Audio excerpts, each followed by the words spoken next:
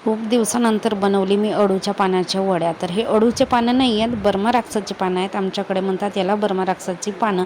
आणि खास करून याच्याच वड्या खाल्ल्या जाते. जे अळूचे किंवा अरबीचे पानं आहेत ना, त्याच्या वड्या नाही खात आमच्याकडे सहसा. वड्या गुंडाळून झाल्या आणि वड्या शिजवायची वेगळी पद्धत आहे आमच्याकडे. एक खोलगट पातेला घ्यायचा, त्याच्यामध्ये फोडणी 2 फोडणीचं तेल टाकायचं बुडाला आणि वड्या अशा पद्धतीने उभ्या ठेवायच्या. जवळपास 7 ते 10 मिनिटानंतर वड्यांमध्ये आजूबाजून पातेल्यामध्ये पाणी टाकायचं. पाणी सुद्धा अर्धा ते पाऊण ग्लास टाकायचं आणि त्या अर्धा ते पाऊण ग्लास पाण्यामध्ये वड्या छान शिजले जातात.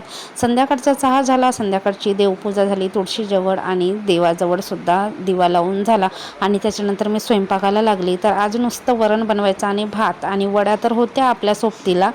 आम्ही 4-5च्या सुमारास बनवली होती, म्हणजे जेवेपर्यंत किंवा स्वयंपाकाच्या वेळेपर्यंत वड्या थंड होतात. आणि भांड्यामध्ये मी वड्या शिजवली, त्या भांड्यामध्ये बुडाला असं थोडीशी वडी करपते आणि ते वडी खायला इतकी टेस्टी वाटते, खूप छान लागते ती वडी खायला. आणि आम्ही लहान होतो त्यावेळेसच्या त्या वडी खायसाठी आम्ही भांडणं करत होतो. अशा वड्या तेलातून फ्राय करून घेतल्या आणि बाकी वड्या कांदा, कढीपत्ता, जिरं टाकून फ्राय करून घेतल्या. ते पण टेस्टी लागतात खूप. स्वयंपाक झाल्यानंतर रात्रीचं जेवण केलं, रात्रीचे भांडे रात्रीच घासले.